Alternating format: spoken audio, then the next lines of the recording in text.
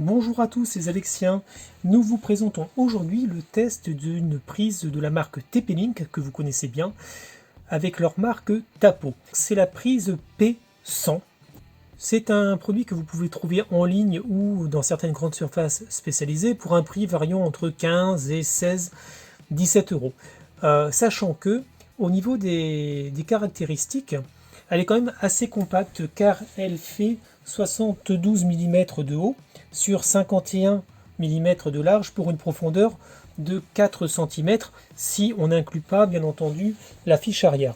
Donc la fiche mâle que vous avez ici est une fiche EF, donc c'est-à-dire qui va absolument sur toutes les prises que nous avons en France, car vous avez bien le trou pour la prise de terre, et si vous n'avez pas de prise de terre mais juste des languettes, vous avez les emplacements ici. Donc pas de problème particulier là-dessus. C'est une prise qui va fonctionner en Wi-Fi 2,4 GHz et également en Bluetooth, donc Bluetooth 4.2. Il n'y a pas besoin de plus parce qu'en fait, le but est clairement de faciliter la connexion pour l'appariement. Ensuite, le Bluetooth ne servira plus du tout. Au niveau de l'ampérage, elle n'a seulement que 10 ampères, ce qui est relativement faible par rapport à ce qu'on trouve maintenant. 10 ampères, c'est 2300 watts. Bon, ça vous permet quand même de brancher des choses, hein, on est d'accord. Mais maintenant, la plupart des prises, même moins chères, ont du 16 ampères. Par contre, l'avantage qu'elle pourra avoir, c'est le fait d'avoir un mode absence qu'on verra tout à l'heure. Elle est également ininflammable, donc ça c'est plutôt bien également. Donc nous allons l'installer ensemble et nous revenons pour un débrief. Pour l'installation, il vous faut bien entendu l'application Tapo. Vous venez ajouter un produit, sélectionnez bien la P100 et laissez faire ensuite. Donc il vous faut bien le Bluetooth, c'est obligatoire.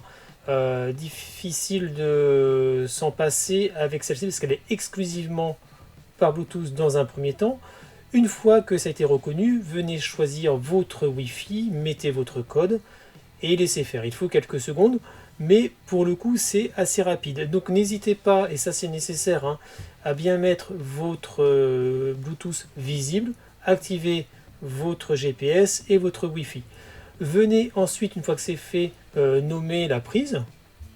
Donc ça, c'est ce qu'on va faire dans tous les cas.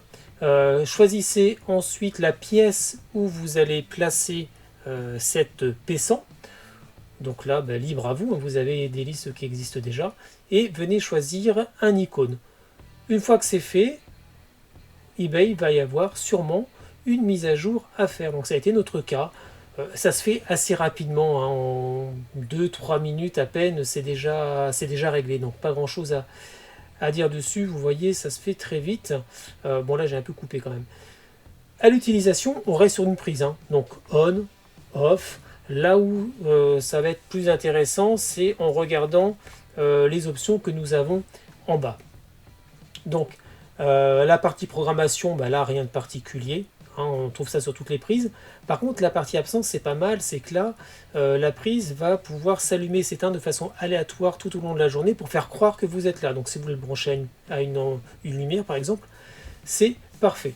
Et l'autre, c'est un scheduling tout à fait basique. Vous avez également des scénarios qui peuvent exister, comme par exemple si vous partez, vous éteignez tout, etc. Donc, ça reste une application basique, l'intérêt est dans la partie absence. On va voir maintenant pour s'en servir avec Amazon Alexa, il faut pour cela activer la skill Tapo, donc rien de particulier, ça va la rechercher ensuite directement et vous pouvez la trouver dans vos nouveaux matériels. Et là, rien de particulier, c'est sous tension, hors tension, et ça fonctionne à la voix lorsque vous lui demanderez d'allumer ou d'éteindre et vous donnez le nom de la prise par la suite.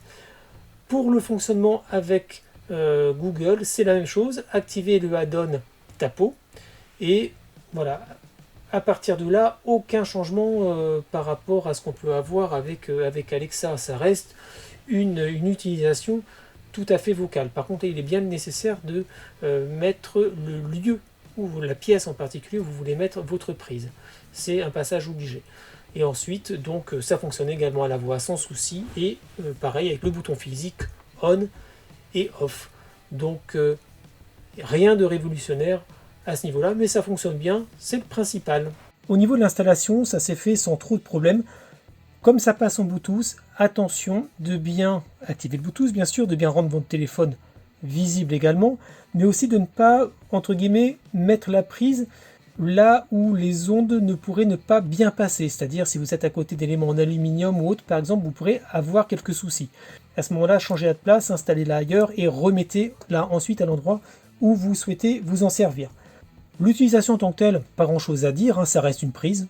Vous avez une petite LED ici qui vient donner son statut. Quand c'est vert, c'est qu'elle est connectée et qu'elle est on. Et quand elle est orange, c'est qu'elle n'est pas connectée. Quand elle est éteinte, rien ne vient s'allumer. On va dire que l'intérêt de cette prise, c'est plus dans son application, et encore, c'est vrai que le mode absence est plutôt pas mal, c'est-à-dire que ça va simuler allumer votre prise aléatoirement au cours d'une journée. Donc si vous la branchez à une lampe, ça peut être plutôt intéressant. Donc en conclusion, on est sur un produit basique qui n'atteint pas les niveaux de ce qu'on peut trouver au même prix, et voire même bien moins cher, parce qu'on a des prises qui, pour à peine 10 € font et suivi de consommation et ont 16 ampères. Là, on n'a pas de suivi de consommation, on a seulement 10 ampères. Le seul intérêt serait dans le mode absence qui peut exister sur l'application. Il n'y a pas grand chose à dire au niveau du design. Il est passe-partout, elle est compacte, il n'y a pas de problème. Le bouton sur le côté, est-ce un avantage, est-ce un inconvénient? C'est vrai que si vous la mettez près d'un mur, ça peut être embêtant. C'est parfois mieux comme de l'avoir dessus ou dessous ou sur la face avant. Est-ce que pour 16 € en moyenne, il faut craquer? C'est vraiment un choix personnel, mais notre avis est que non. Maintenant, il y a quand même bien mieux pour moins cher, et que TP-Link a peut-être loupé quelque chose. Ils ont misé effectivement sur un produit compact, un produit plutôt sympa au niveau design, qualitatif. C'est clair qu'au niveau des matériaux, il n'y a rien à dire. Connectivité assez simple avec le Bluetooth, mais c'est tout. Elle est quand même bien en deçà de ce qu'on peut trouver au même prix et même bien moins cher. Donc là, c'est votre choix et on vous laisse faire. N'hésitez pas à nous suivre sur notre chaîne YouTube et également sur notre site internet www.lesalexiens.fr. À bientôt.